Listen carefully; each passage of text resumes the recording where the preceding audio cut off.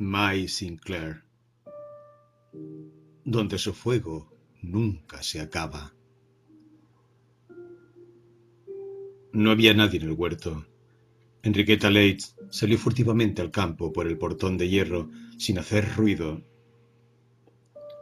Jorge Waring, teniente de marina, la esperaba allí. Muchos años después, siempre que Enriqueta pensaba en Jorge Waring, revivía el suave y tibio olor de vino de las flores de saúco. Y siempre que olía flores de saúco, reveía a Jorge con su bella y noble cara como de artista y sus ojos de azul negro. Ayer mismo la había pedido matrimonio, pero el padre de ella la quería demasiado joven y quería esperar. Ella no tenía 17 años todavía, y él tenía 20, y se creían casi viejos ya. Ahora se despedían hasta 3 meses más tarde, para la vuelta del buque de él. Después de pocas palabras de fe, se estrecharon en un largo abrazo, y el suave, tibio olor de vino de las flores de saúco se mezclaba en sus besos bajo el árbol. El reloj de la iglesia de la aldea dio las 7. Al otro lado de campos de mostaza silvestre, y en la casa sonó un gong. Se separaron con otros rápidos y fervientes besos. Él se apuró por el camino a la estación del tren, mientras ella volvía despacio por la senda, luchando con sus lágrimas. Volverán 3 meses. Puedo vivir 3 meses más, se decía. Pero no volvió nunca. Su buque se hundió en el Mediterráneo y Jorge con él. Pasaron 15 años. Inquieta, esperaba Enriqueta Leitz, sentada en la sala de su casita de Maida Vale, donde habitaba solo desde hacía pocos años, después de la muerte de su padre. No alejaba su vista del reloj, esperando las 4, la hora que Oscar Wade había fijado. Pero no estaba segura de que él viniera, después de haber sido rechazado el día antes. Y se preguntaba a ella por qué razones lo recibía hoy, cuando el rechazo de ayer parecía definitivo, y había pensado ya bien que no debía verlo nunca más, y se lo había dicho bien claro. Se veía a sí misma, erguida en su silla, admirando su propia integridad, mientras él queda de pie, cabizbajo, abochornado, vencido. Volvía a oírse repetir que no podía y no debía verlo más, que no se olvidara de su esposa, Muriel, a quien él no debía abandonar por un capricho nuevo. A lo que había respondido él, irritado y violento: no tengo por qué ocuparme de ella. Todo acabó entre nosotros. Seguimos viviendo juntos solo por el qué dirán. Y ella, con serena dignidad: y por el qué dirán, Oscar, debemos dejar de vernos. Les ruego que se vaya. ¿De veras lo dice? Sí. No nos veremos nunca más. No debemos. Y él se había ido, cabizbajo, abochornado y vencido, cuadrando sus espaldas para soportar el golpe. Ella sentía pena por él. Había sido dura sin necesidad. Ahora que ella le había trazado su límite, ¿no podrían quizá seguir siendo amigos? Hasta ayer no estaba claro ese límite, pero hoy quería pedirle que se olvidara él de lo que había dicho. Y llegaron las 4, las 4:30 y las 5. Ya había acabado ella con el té y renunciado a esperar más, cuando cerca de las 6 llegó él, como había venido una docena de veces ya, con su paso medido y cauto, con su porte algo arrogante, sus anchas espaldas alzándose en ritmo. Era hombre de unos 40 años, alto y robusto, de cuello corto y ancha cara cuadrada y rósea. en la que parecían chicos sus rasgos, por lo finitos y bellos. El corte bigote, pardo rojizo, erizaba su labio, que avanzaba sensual. Sus ojillos brillaban, pardos rojizos, ansiosos y animales. Cuando no estaba él cerca, Enriqueta gustaba de pensar en él, pero siempre recibía un choque al verlo, tan diferente en lo físico al menos de su ideal, que seguía siendo su Jorge Waring. Se sentó frente a ella, en un silencio molesto que rompió al fin. Bueno, usted me dijo que podía venir, Enriqueta. Parecía echar sobre ella toda la responsabilidad.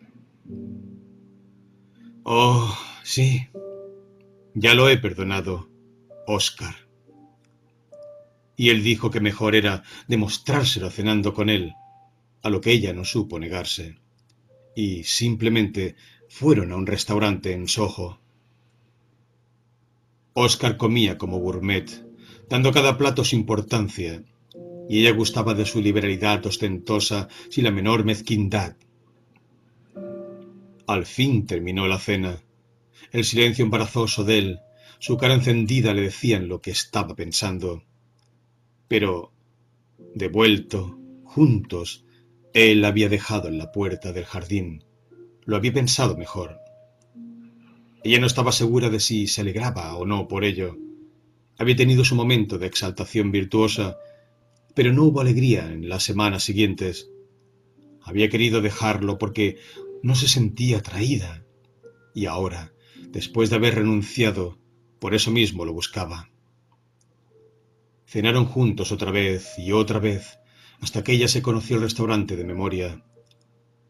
Las blancas paredes con paneles de marcos dorados, las blandas alfombras turcas, azul y punzó, los almohadones de terciopelo carmesí que se prendían a su saya, los destellos de la platería y cristalería en las innúmeras mesitas, y las fachas de todos colores, rasgos y expresiones de los clientes, y las luces en sus pantallitas rojas que teñían el aire denso de tabaco perfumado, como el vino tiñe al agua, y la cara encendida de Oscar, que se encendía más y más con la cena. Siempre, cuando él se echaba atrás con su silla y pensaba, y cuando alzaba los párpados y la miraba fijo, cavilando, ella sabía qué era, aunque no en qué acabaría. Recordaba a Jorge Waring y toda su propia vida desencantada, sin ilusiones ya. No lo había elegido a Oscar, y en verdad, no lo había estimado antes, pero ahora que él se había impuesto a ella, no podía dejarlo ir. Desde que Jorge había muerto, ningún hombre la había amado, ninguno la amaría ya. Y había sentido pena por él, pensando cómo se había retirado, vencido y avergonzado. Estuvo cierta del final antes que él, solo que no sabía cómo y cuándo. Eso lo sabía él. De tiempo en tiempo repitieron las furtivas entrevistas allí, en casa de ella.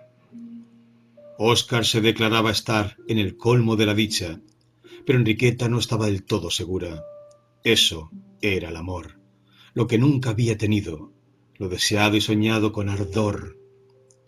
Siempre esperaba algo más, y más allá, algún éxtasis celeste, supremo, que siempre se anunciaba y nunca llegaba. Algo había en él que la repelía, pero por ser él, no quería admitir que le hallaba un cierto dejo de vulgaridad. Para justificarse, pensaba en todas sus buenas cualidades, en su generosidad, su fuerza de carácter, su dignidad, su éxito como ingeniero. Lo hacía hablar de negocios, de su oficina, de su fábrica y máquinas. Se hacía prestar los mismos libros que él leía, pero siempre que ella empezaba a hablar, tratando de comprenderlo y acercársele, él no la dejaba. Le hacía ver que se salía de su esfera, que toda la conversación que un hombre necesita la tiene con sus amigos, los hombres. En la primera ocasión y pretexto que hubo en asuntos de él, fueron a París por separado. Por 3 días Óscar estuvo loco por ella y ella por él. A los 6 empezó la reacción.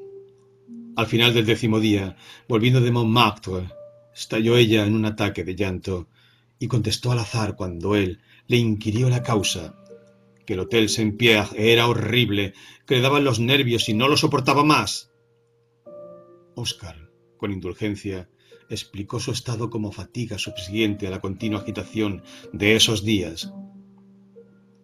Ella trató con energía de creer que su abatimiento creciente venía de que su amor era mucho más puro y espiritual que el de él.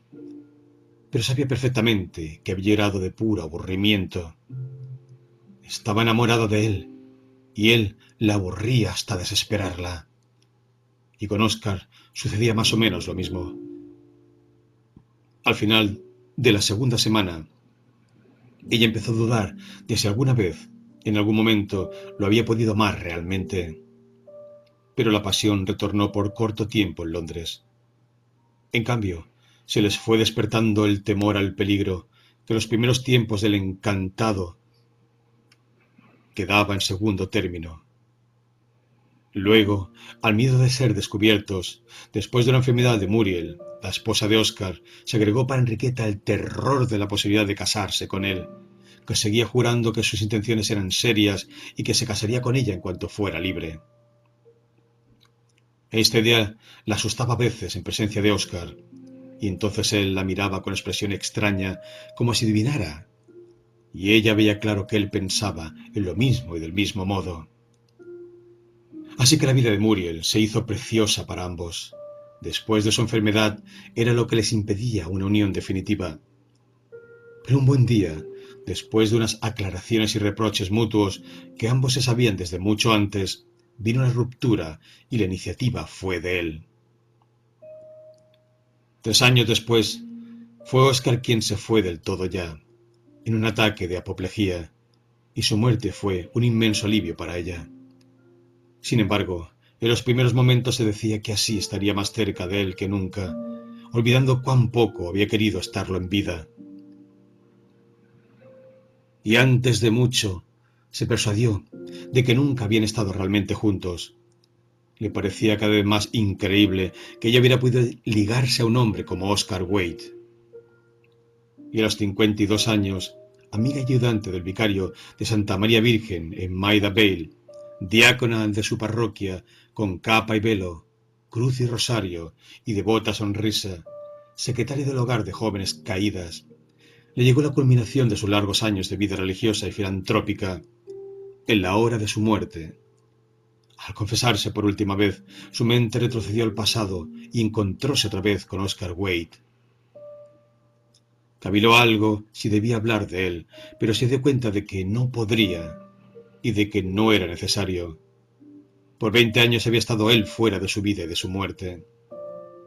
Murió con su mano en la mano del vicario, él que la oyó murmurar: «Esto es la muerte». Creía que sería horrible y no. Es la dicha, la mayor dicha. La agonía le arrancó la mano del vicario y enseguida terminó todo. Por algunas horas se detuvo ella vacilante en su cuarto y remirando todo lo tan familiar, lo vi algo extraño y antipático ahora. El crucifijo y las velas encendidas le recordaban alguna tremenda experiencia, cuyos detalles no alcanzaba a definir, pero que parecían tener una relación con el cuerpo cubierto que yacía en la cama, que ella no asociaba a su persona. Cuando la enfermera vino y lo descubrió, vio a Enriqueta el cadáver de una mujer de edad de mediana y su propio cuerpo vivo era el de una joven de unos 32 años. Su frente no tenía pasado ni futuro, y ningún recuerdo coherente o definido, ninguna idea de lo que iba a ocurrirle. Luego, de repente, el cuarto empezó a dividirse ante su vista, a partirse en zonas y a hacer de piso, muebles y cielo raso que se dislocaban y proyectaban hacia planos diversos, se inclinaban en todo sentido, se cruzaban, se cubrían con una mezcla transparente de perspectivas distintas, con reflejos de exterior en vidrios de interior. La cama y el cuerpo se deslizaron hacia cualquier parte, hasta perderse de vista. Ella estaba de pie al lado de la puerta, que aún quedaba firme. La abrió y se encontró en una calle, fuera de un edificio grisáceo, con gran torre de alta aguja de pizarra, que reconoció con un choque palpable de su mente. Era la iglesia de Santa María Virgen de Maida Vale, su iglesia, de la que podía oír ahora el zumbido del órgano. Abrió la puerta y entró.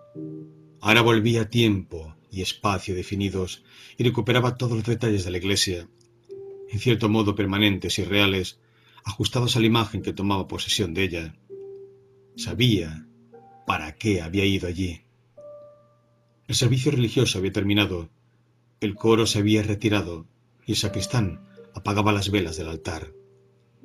Ella caminó por la nave central hasta un asiento conocido, cerca del púlpito, y se arrodilló. La puerta de la sacristía se abrió y el reverendo vicario salió de allí, en su sotana negra. Pasó muy cerca de ella y se detuvo, esperándola. Tenía algo que decirle. Ella se levantó y se acercó a él, que no se movió, y parecía seguir esperando, aunque ella se le acercó luego más que nunca, hasta confundir sus rasgos.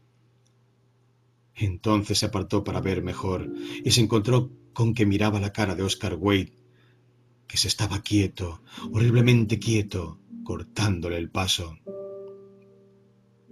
Ella retrocedió, y las anchas espaldas la siguieron, inclinándose a ella, y sus ojos la envolvían.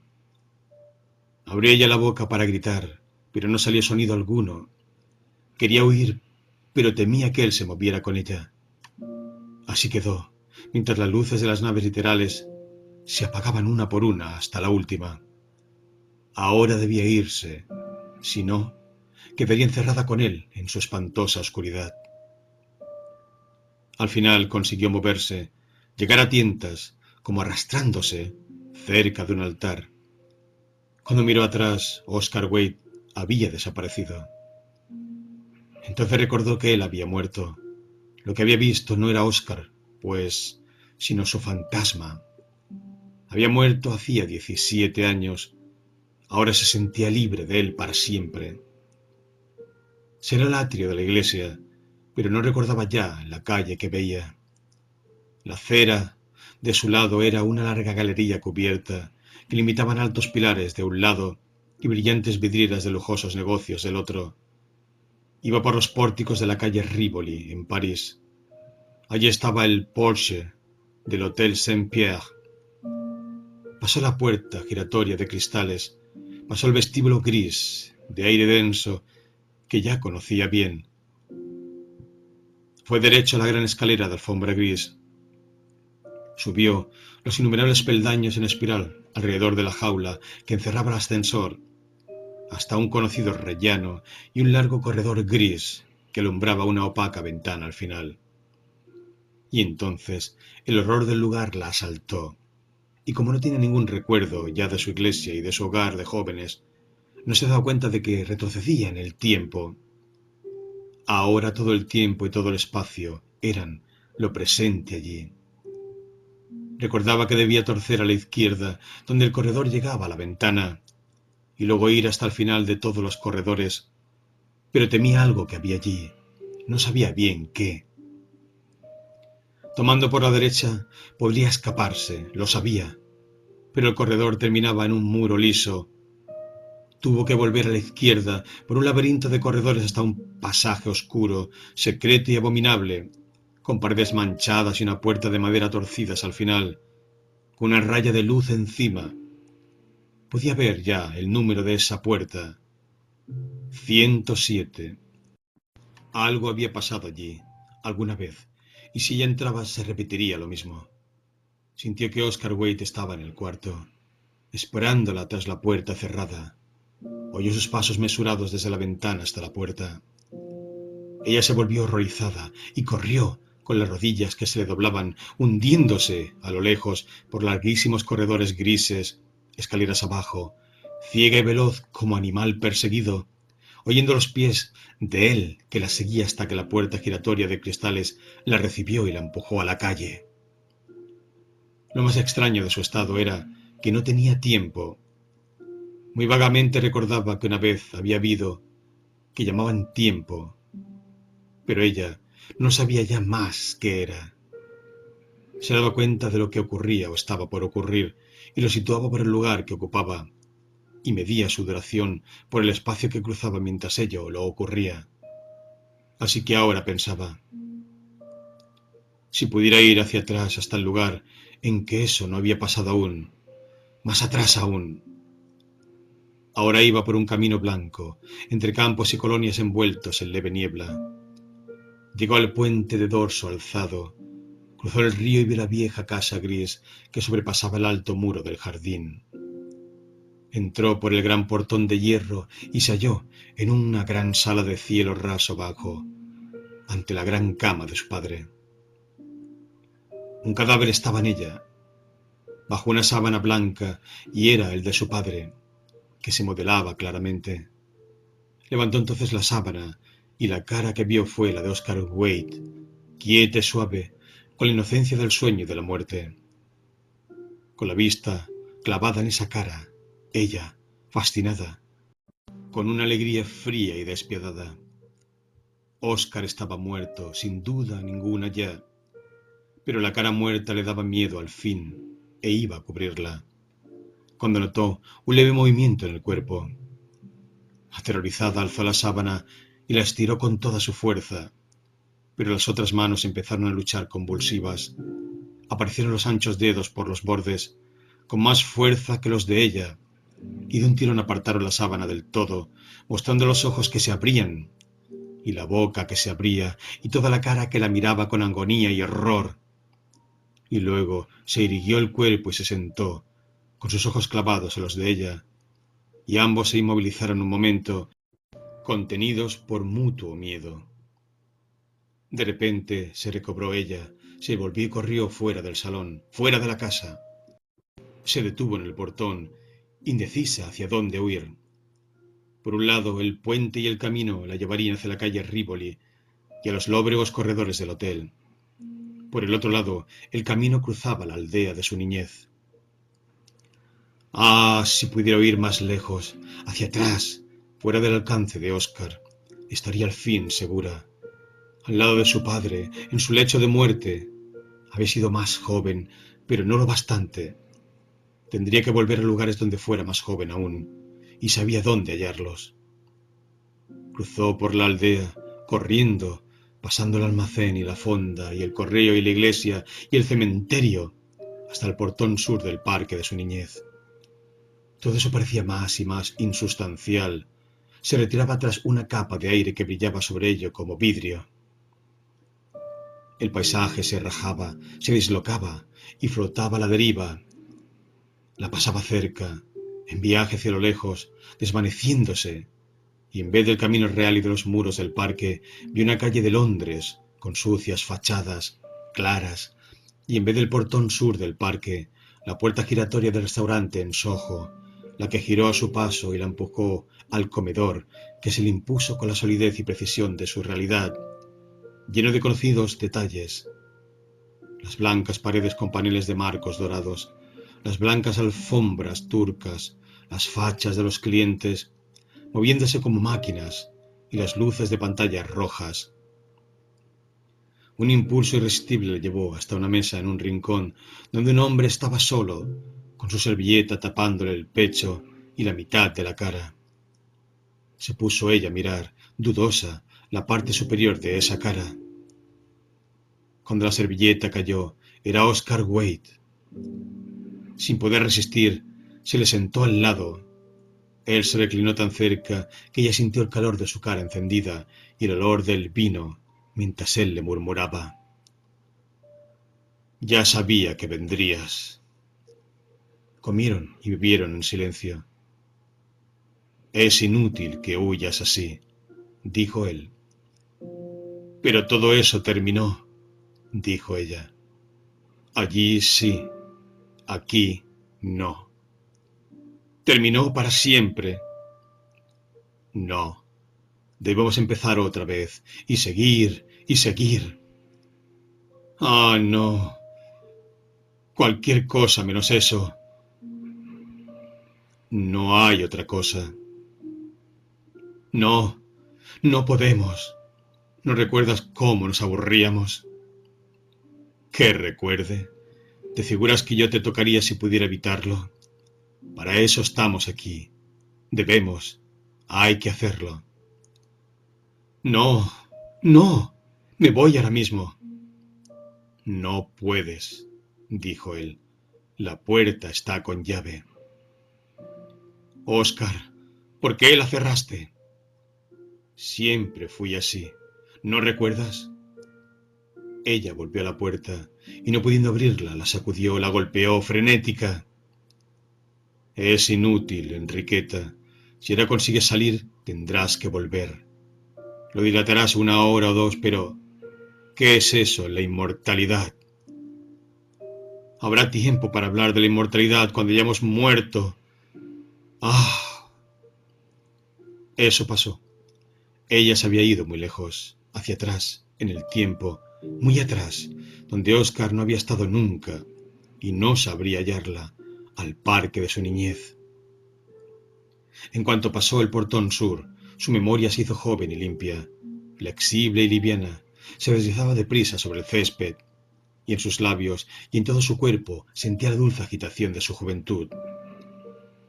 El olor de las flores de saúco llegó hasta ella a través del parterre. Jorge Waring estaba esperándola bajo el saúco y lo había visto. Pero de cerca, el hombre que la esperaba era Oscar Wade.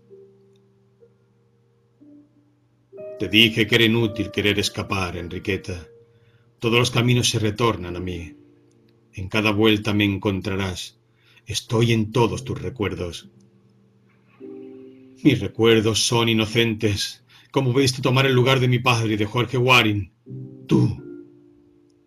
Porque los reemplacé. Nunca. Mi cariño por ellos era inocente. Tu amor por mí era parte de eso. Crees que lo pasado afecta a lo futuro. ¿No se te ocurrió nunca pensar que lo futuro puede afectar lo pasado? Me iré lejos, muy lejos, dijo ella. Y esta vez iré contigo, dijo él. El saúco, el parque y el portón flotaron lejos de ella y se perdieron de vista. Ella iba sola hacia la aldea, pero se daba cuenta de que Oscar Wade la acompañaba detrás de los árboles, al lado del camino, paso a paso, como ella, árbol a árbol. Pronto sintió que pisaba un pavimento gris y una fila de pilares grises a su derecha y de vidrieras a su izquierda le llevaban, al lado de Oscar Wade, por la calle Rivoli. Ambos tenían los brazos caídos y flojos y sus cabezas divergían agachadas. «Alguna vez ha de acabar esto», dijo ella. «La vida no es eterna. Moriremos al fin». ¿Moriremos? Hemos muerto ya. ¿No sabes qué es eso y dónde estamos? Esta es la muerte, Enriqueta. Somos muertos.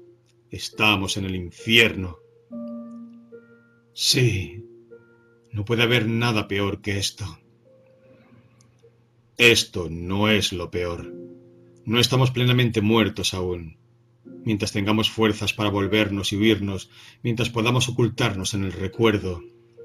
Pero pronto habremos llegado al más lejano recuerdo y ya no habrá nada más allá y no habrá otro recuerdo que este. Pero, ¿por qué? ¿Por qué? Gritó ella. Porque eso es lo único que nos queda. Ella iba por un jardín entre plantas más altas que ella.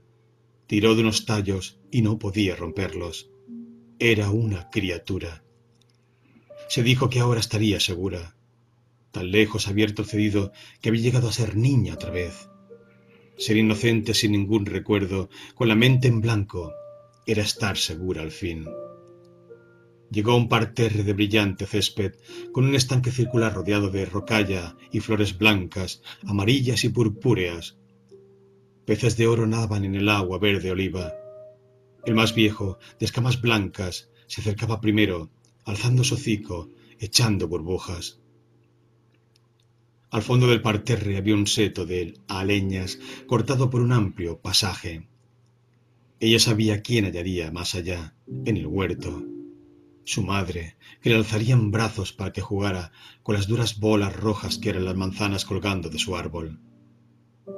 Habido ya hasta su más lejano recuerdo, no había nada más atrás. En la pared del huerto tenía que haber un portón de hierro que daba a un campo. Pero algo era diferente allí, algo que la asustó. Era una puerta gris en vez del portón de hierro. La empujó y entró al último corredor del Hotel Saint-Pierre.